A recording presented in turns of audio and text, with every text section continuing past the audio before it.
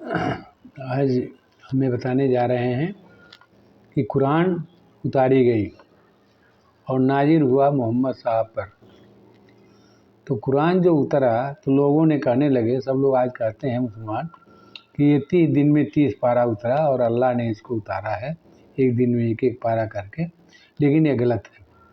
कुरान में साफ साफ लिखा हुआ है कि इस किस्म की किताब नहीं कि अल्लाह के सिवाय कोई इसे बना लावे।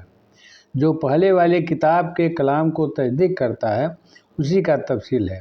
इसमें संदेह नहीं कि संसार का मालिक अल्लाह की ओर से उतारा गया है। अर्थात कुरान जो है वो अल्लाह की तरफ से उतारा गया है। लेकिन जब कुरान अल्लाह की तरफ से उतारा गया है तो कहीं ये मुसलमान को भ्रम न हो जाए कि इससे पहले जो किताब उतारी गई है वह सब बेकार है, उसको पढ़ने की कोई ज़रूरत नहीं, समझने की ज़रूरत नहीं। अब कुरान में सब कुछ है, तो ऐसा नहीं है। अल्लाह ने इसके बाद वाले पहली लाइन में बताया कि अल्लाह के सिवाय कोई और उसे उतार नहीं सकता, अर्थात कुरान को उतारने वाला अल्लाह ही है। उसके दूसरी लाइन में इस सारे किताबों का उन्होंने प्रमाण के साथ प्रस्तुत किया। अल्लाह ने कहा है, बल्कि इसके पहले वाले किताब के कलामों को मैं तस्दीक करता हूँ। उसके पहले कौन कौन किताब उतरी? वेद, पुराण, गीता, रामायण, जबूर, तौरात और बाइबल। तो ये जितनी भी किताबें उतरी हैं सबको अल्लाह प्रमाणित करता है, प्रमाणित करके मोहर लगाता है कि ये मुसलमानों, इसमें जो भी लिखा हुआ है सब सही है और इन सब किताबों को मैंने ही उतारा है, केवल तुम्हारे कुरान को ही नहीं उतारा। और ये किताबें जो हैं बहुत पहले से ही मैंने उतारा है। यदि तुम्हारे पुस्तक में, तुम्हारे किताब में यदि कोई चीज़ नहीं समझ में आती हो तो तुम इसमें देखो, सारे तुम्हारे प्रश्नों का उत्तर इसमें मिल जाएगा। जिस प्रश्न को चाहते हो कि अल्लाह ने 6 दिन में पृथ्वी को बनाया, अब तुम्हारे कुरान में एक ही बार लिखा, इतना ही लिखा हो कि अल्लाह ने 6 दिन में पृथ्वी को बनाया, कैसे बनाया, किस तरह बनाया। तो तुमको देखना हो तो श्रीमद् भागवत पुराण में तुम पृथ्वी के अवतार, पृथ्वी के उद्धार के संबंधी जो रचना लिखा गया है उसको पढ़ करके तुम समझ सकते हो। वो सारी चीज़ें तुम्हारी किताब में नहीं बताई गई हैं। तुम्हारी किताब में तो तुरंत लिख दिया गया है कि अल्लाह ने पृथ्वी को बनाया। उसी तरह से ये किताब कहती है कि जितने भी पुस्तकें मैंने उतारा है, वेद, पुराण, गीता, रामायण, जबूर, तौरात, उसमें विस्तृत जितना ज्ञान है सब ज्ञान जो है तुम्हारे कुरान के किसी भी समस्या का हल करने के लिए वो सारे ज्ञान जो है वह हैं। और उसमें जो और वह उसी का तफसील है, उसी का विस्तार से वर्णन किया गया है। इस सारे किताबों में जो लिखा हुआ है उसको विस्तार से वर्णन किया गया है ताकि तुम अच्छी तरह से अपने कुरान को समझ सको। जैसे मान लो रामायण में बिल्ला व राम ईश्वर हैं, कृष्ण ईश्वर हैं, तो तुमको ये मानना पड़ेगा कि राम ईश्वर हैं और कृष्ण ईश्वर हैं। यह तुम इनकार नहीं कर सकते हो, क्योंकि अल्लाह ने इसको तस्दीक कर दिया, इसको प्रमाणित कर दिया है, ये पुस्तकें बिल्कुल सही हैं।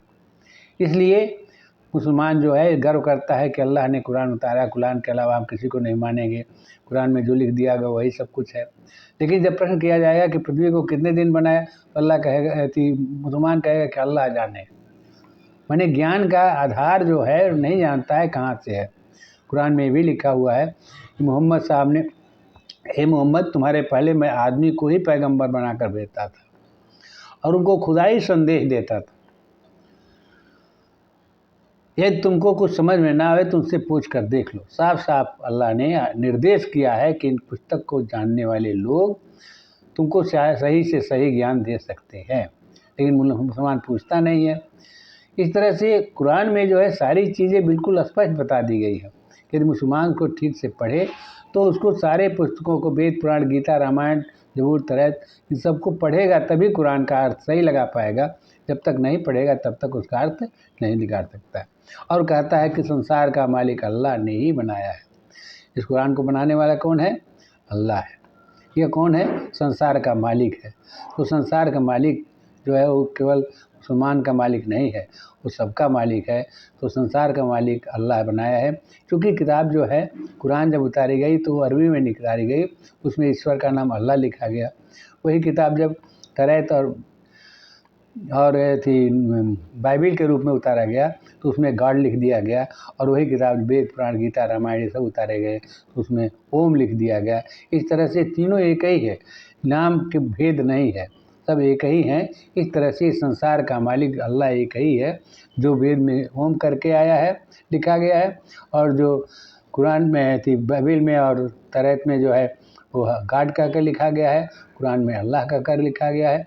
इसलिए ये भेद नहीं है तीनों पुस्तकों में या तीनों पुस्तकों को मानने वाले में।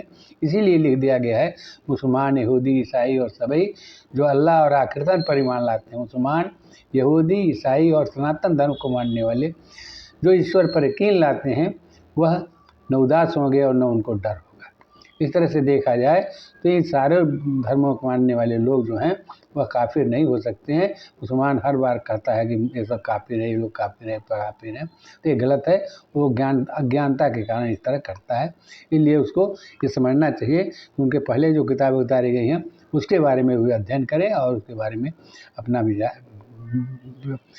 व्याख्यान प्रस्तुत करें। जय हिंद, जय भारत।